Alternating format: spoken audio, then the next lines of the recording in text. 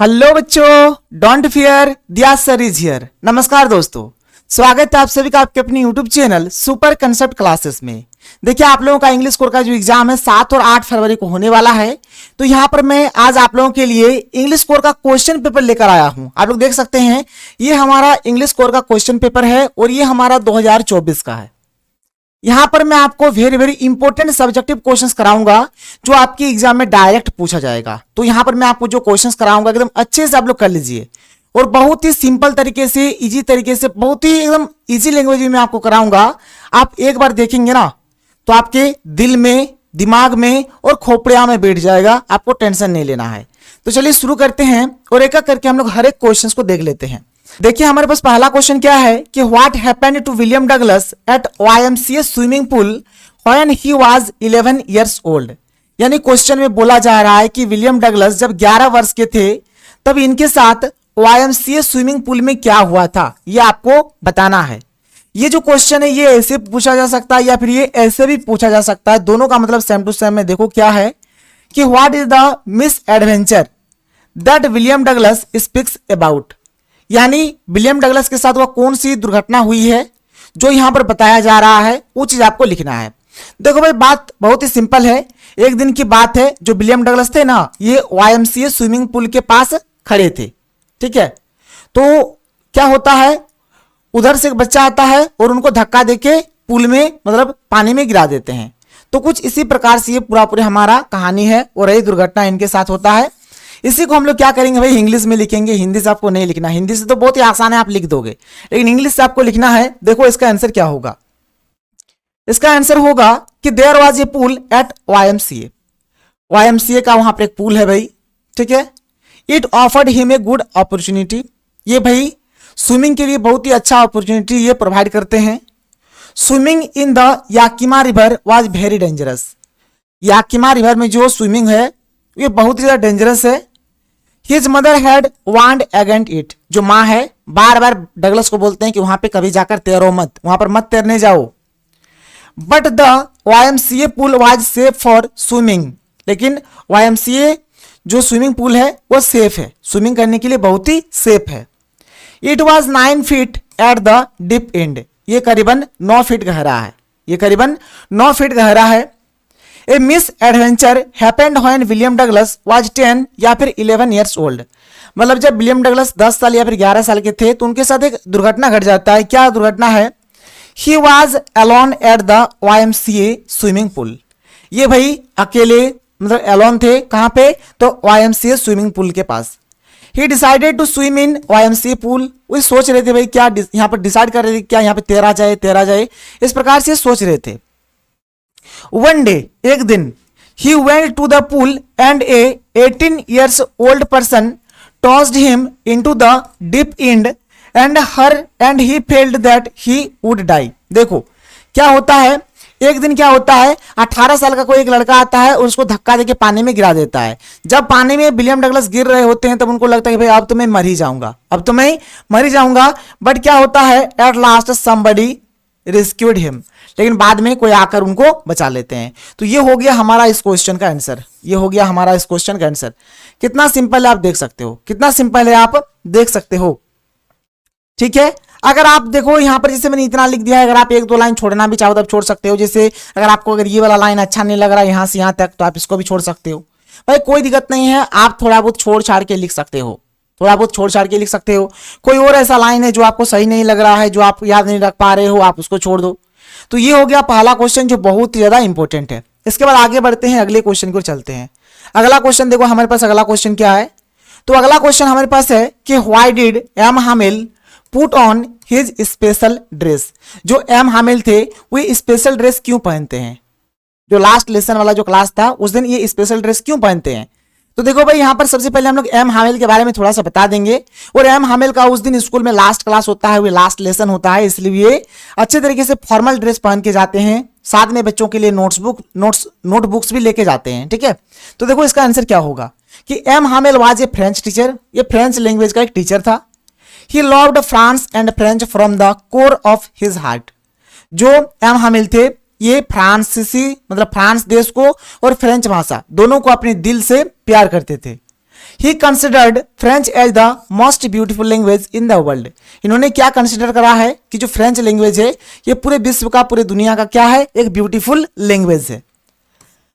Hamel is a traditional school master, ये एक traditional school master है। ये इस स्कूल में करीबन 40 साल से एक ही स्कूल में ये पढ़ा रहे हैं। The French districts of Alsace and Lorraine have fallen into Prussian hands. जब यहाँ पर देखो जो एल्सेस और जो लॉरेन जो यहाँ पर है, जब यहाँ पर ये पर्सा के हाथ में चले जाते हैं, जब मतलब समझो कि जब फ्रांस हमारा गुलाम हो जाता है तब एक ऑर्डर पास होता है। The order has come from Berlin to teach only German in the school of Alsace and Lauren.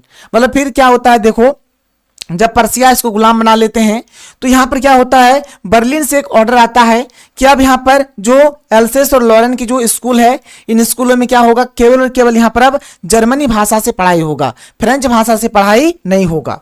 The French teachers were no more required now. अब भाई वहां पर फ्रेंच भाषा पढ़ाई होगा ही नहीं और हमें यहाँ पर फ्रेंच के टीचर है, तो यहाँ पर कोई रिक्वायरमेंट ही नहीं है, फ्रेंच टीचर का कोई रिक्वायरमेंट ही यहाँ पे नहीं है। M Hamel was wearing his best dress because it was his last class. ये इनका क्या था, लास्ट क्लास था। सो M Hamel wanted to teach everything that he knows, it was a special day for him, so he dressed his best clothes. मतलब M Hamel बोल रहे थे कि मैं जितना भी चीज है, सब कुछ जो भी मुझे आता है मैं बच्चों को सिखा दूंगा, ठीक है। इसलिए उन्होंने उस दिन क्या करा, अपना जो बेस्ट क्लोथ्स है, जो उनका जो स्पेशल ड्रेस है, उसको पहन के हुए उस दिन जाते हैं। ये हो गया इस क्वेश्चन का आंसर। आगे देखो अगला क्वेश्चन। अगला क्वेश्चन क्या है कि what do the parting words see you soon Amma of the poetess and her smile signify. क्या है, देखो इसका answer. The poetess is driving from her parents home to the Cochin airport. Her mother is sitting beside her, माँ जो है उनके बगल में बैठी थी। The poetess mother is 66 years old, माँ का जो उम्र है 66 साल है। सी इज वेरी वीक, वो बहुत कमजोर है। Her face is colourless like the face of a dead body, उनका जो चेहरा है कलरलेस हो गया है, लग रहा है कि एक डेड बॉडी का चेहरा है। The poetess has a fear in her heart that her old mother may die soon and she may not be able to see her mother again. मतलब उनके जो यहाँ पर कमला दास जो है, उनके दिल में, उनके भीतर एक दर्द है, उनको पता है कि माँ बहुत ही जल्द मर जाएगी और फिर मैं माँ को देख नहीं पाऊंगी, ठीक है। इसलिए ये कहती है कि she says C you soon amma and smiles again and again, फिर स्माइल करते हैं, फिर स्माइल करते हैं। Her words and smile give a hope and positive energy to her mother, ठीक है। ये जो स्माइल करना और ये जो पार्टिंग वर्ड्स है सी यू सून अम्मा, ये कहना क्या है, तो माँ को एक पॉजिटिव एनर्जी देना, माँ को एक पॉजिटिव एनर्जी देना, माँ को एक आशा देना, माँ को एक आशा देना। ये हो जाएगा इस क्वेश्चन का आंसर। बहुत ही सिंपल है, आप अच्छे से इसको देख लो। अगर हम लोग आगे चले अगले क्वेश्चन की ओर बढ़े, अगला क्वेश्चन है वो क्या है कि what did Charlie claim for in the third level. Third level में इन्होंने क्या क्या क्लेम करा, बहुत ही सिंपल आंसर है, आप देखो क्या है।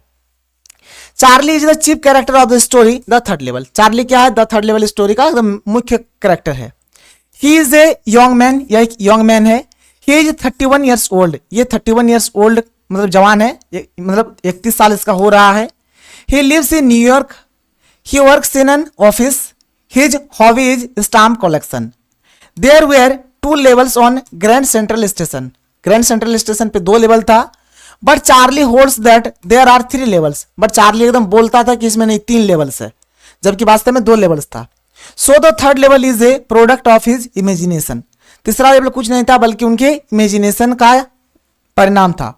One day he gets late at the office, he was in a hurry to reach home to his wife, so he decides to take the subway from Grand Central Station. एक दिन क्या होता है, उनको ऑफिस से बहुत ज़्यादा late होता है, हड़बड़ी में रहता है अपने घर आने के लिए, बीवी से मिलने के लिए, तो ये फटाफट ग्रैंड सेंट्रल स्टेशन जाते हैं सबवे पकड़ने के लिए, ठीक है, बस टाइप का ही होता है।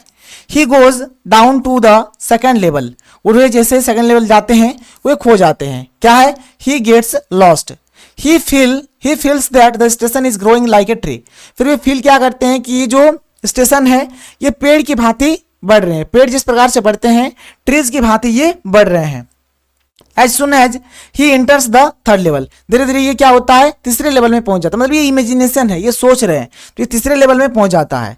He finds himself in a new world, फिर ये अपने आप को एक न्यू वर्ल्ड में पाते हैं, ठीक है, न्यू वर्ल्ड में ये अपने आप को पाते हैं।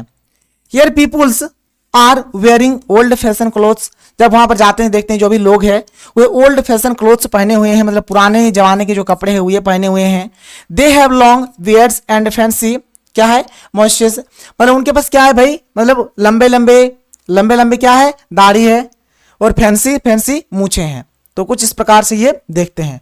आगे देखो, एवरीथिंग वाज ओल्ड फैशन, जो भी वहां पे देखते हैं सारे के सारे क्या है, ओल्ड फैशन के, सब पुराने फैशन के हैं। He realise that he has reached the past, मतलब वो अब ये रियलाइज करने लगे भाई मैं पास्ट में चला आया हूं, भूतकाल में चला आया हूं। टू कंफर्म इट, अब इस चीज को कंफर्म करने के लिए क्या करते हैं, he reads the headlines of A newspaper, तो ये एक न्यूज़पेपर का हेडलाइंस पढ़ने लगते हैं। And find that June 11 1894 is printed on it, फिर वहां पर वो डेट क्या देखते हैं तो उसमें लिखा हुआ है जून 11 1894। तो ये हो जाएगा हमारा इस क्वेश्चन का प्यारा सा सुंदर सा आंसर। देख लो कितना सिंपल है, कितना इजी है, कोई दिक्कत कोई प्रॉब्लम नहीं है। आगे चले अगला क्वेश्चन देखो, अगला क्वेश्चन क्या है, अगला क्वेश्चन है कि why do rural people make road side stand. देखो जो ग्रामीण लोग जो थे उन लोग रोड साइड स्टैंड क्यों बना रहे थे, तो इसका आंसर हो जाएगा देखो कि the poor villagers put up a small shop at the road side stand hoping some car owners, यानी कि जो सिटी पीपुल है will stop there and buy some things so that they can earn some city money to make their lives better. मतलब देखो ये जो गांव के लोग हैं वे लोग यहाँ पर रोड साइड स्टैंड क्यों बना रहे थे, तो इसलिए बना रहे थे ताकि, मतलब रोड साइड स्टैंड मतलब क्या, वहां पर वे लोग अपने दुकान खोल रहे थे, दुकान इसलिए खोल रहे थे, मतलब उनका मतलब मानना था कि जो शहरी लोग जो है, जो कार ओनर्स है, वे लोग आएंगे हमारी दुकान पे रुकेंगे, सामान खरीदेंगे, जिससे हम लोग कुछ पैसा कमाएंगे और हम लोग अपने जीवन को बेहतर बनाएंगे। तो कुछ ऐसे सोचते थे इन लोग। But their expectation are never fulfilled, but इनका जो सपना है कभी भी पूरा नहीं हुआ। The rich people of city are greedy and क्या है, मिजली, मतलब जो सिटी के लोग, इन लोग भाई बहुत ही लालची होते हैं, ग्रीडी होते हैं। They are quite indifferent to the miserable life of the villagers, ठीक है, मतलब वो ग्रामीणों के दयनीय जीवन के प्रति काफी उदासीन है, मतलब कभी इनको देखना ही नहीं कि ग्रामीण लोग क्या है क्या नहीं, कैसे हैं कैसे नहीं देखना, बस इन लोग अपने में मस्त है। इन लोगों का जो बिहेवियर होता है सेल्फिश वाला होता है, एकदम सेल्फिश रहेंगे, अपने प्रॉफिट के लिए देखेंगे। फिर क्या है कि सम कार ओनर्स या फिर जो सिटी पीपुल है will stop there, it will be to ask for direction, take a U turn and enquiry about the price और to ask in the sale gas. मतलब कभी भी क्या होता है, अगर कोई गाड़ी वहां पर आकर रुकती भी है तो कोई सामान नहीं खरीदता है, बल्कि कोई कुछ जानकारी पूछता है, कोई डायरेक्शन के बारे में पूछता है, कोई यू टर्न लेता है वहां से, तो कोई किसी सामान का प्राइस पूछता है, लेकिन कोई सामान वहां से खरीदता नहीं है। तो ये चीज यहां पर देखो। इसके बाद आगे चले आओ आप, आगे देखो अगला question, in what conditions do the Bengal makers of Firozabad live, why can't they come out of the state of poverty. मतलब देखो भाई फिरोजाबाद के जो लोग हैं ना, इन लोगों का एकदम बंसावली चल रहा है, सब कोई एकदम जितने भी लोग होंगे सब कोई बेंगल बनाने का ही काम करेंगे, सब चूड़ियां बनाने का ही काम करते हैं, चाहे प्रॉफिट हो चाहे ना हो। इसीलिए इन लोग क्या है भाई, गरीबी का शिकार है। देखो यहां पर मैंने लिखा है कि Firozabad town is famous for its bangle industry, it is the centre of India's glass blowing industry. कोई दिक्कत नहीं है, मतलब फिरोजाबाद किसके लिए फेमस है भाई, चूड़ियों के लिए फेमस है। इंडिया का अगर हम लोग बात करें ग्लास ब्लूमिंग इंडस्ट्री कहाँ है, उसका सेंटर तो फिरोजाबाद में है। Bangle makers of Firozabad since they are born in poverty, इन लोग गरीबी में जन्मे हैं, लिव इन पॉवर्टी, गरीबी में जी रहे हैं, and even die in poverty, और इन लोग गरीबी में ही मर भी जाएंगे। Families in Firozabad have spent generations working around furnaces, welding glass and making bangles. भाई इनका जो पूरा पीढ़ी दर पीढ़ी चलते आ रहा है, इन लोग चूड़ी के फैक्ट्री में काम करेंगे, ग्लास को पिघलाएंगे, उससे चूड़ी बनाएंगे। Children work in high temperature in dark cells without any light and air. जो बच्चे लोग जो होते हैं ना, ये लोग भी क्या करते हैं, एकदम वर्क करते हैं हाई टेम्परेचर में, कोई डार्क सेल में, जहां पर ना तो यहां पर लाइट है और ना ही वहां पे एयर है। They have to work at high temperature, they have to work in क्या है, dingy cell without air and light, about 20,000 children have to work in dark place all day long, यानी पूरा दिन भर करीबन 20,000 बच्चों को वहां पे काम करना होता है। इससे भाई इनको भाई बहुत ज़्यादा प्रॉब्लम्स का भी सामना करना पड़ता है, जैसे उनका बहुत ही जल्द आंख की रोशनी चली जाती है, उनका जीवन जो एकदम पूरा एकदम खत्म हो जाता है। तो कुछ इस प्रकार से यह हो जाएगा इसका आंसर। आगे चलो अगला देख लो, अगला देखो अगला क्वेश्चन क्वेश्चन नंबर 7 क्या है कि how did doctor Sadao help the American soldier. Doctor Sadao ने अमेरिकन सोल्जर का मदद कैसे किया था। देखो doctor Sadao was a Japanese doctor. ये कौन थे भाई, तो एक जापानीज डॉक्टर थे।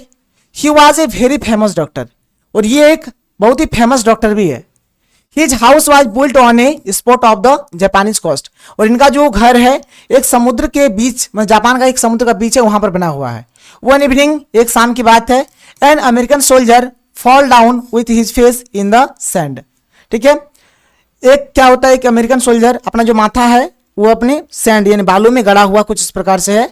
तो जैसे इस चीज को यहाँ पर डॉक्टर सेडाओ देखते हुए वे रन क्विकली यानी दौड़ के जाते हैं। He saw the man was bounded यानी कि घायल है, एंड अनकॉन्शियस यानी कि बेहोश है।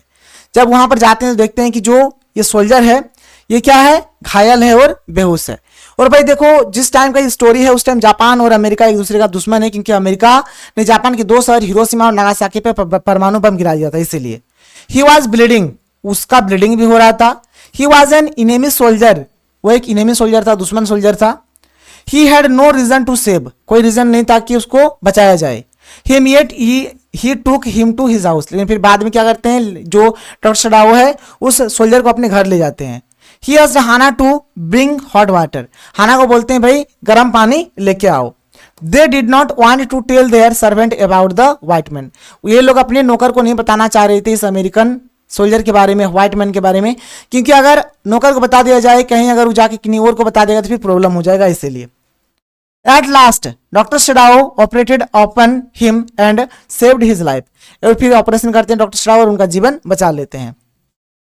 Tough it was a crime to save the life of an enemy soldier yet he did it, मतलब किसी भी क्राइम, यहाँ पर क्या क्राइम है, किसी भी इनेमी दुश्मन सोल्जर को मतलब बचाना क्या क्राइम है। Because he was a doctor, so it was his duty to save the life of an dying person. भाई वो एक डॉक्टर है तो उनका फर्ज बनता है कोई इंसान अगर मर रहा है तो उसको बचाया जाए। फिलहाल क्या है, a doctor is considered the second form of God, doctor को भगवान का दूसरा रूप कंसिडर किया गया है, बताया जाता है। ठीक है, तो ये हो जाएगा इसका आंसर। तो हमारा जो आज का वीडियो है भाई यहाँ तक ही रहेगा। तो आज की इस वीडियो में हम लोगों ने total 7 very very important questions करा, और देखो मैक्सिमम ये जो क्वेश्चंस हमने करा ना, ये सारे के सारे क्वेश्चंस आपके मॉडल पेपर में दिए हुए हैं, जो बहुत ही ज्यादा इंपॉर्टेंट है, बहुत ही ज्यादा इंपॉर्टेंट है। ठीक है, तो इसको आप अच्छे से कर लो। किसी भी प्रकार का कुछ भी प्रॉब्लम होता है तो आप लोग बता देना कमेंट सेक्शन में कमेंट करके। तो चलो हम लोग मिलते हैं अगले वीडियो में। थैंक यू, जय हिंद।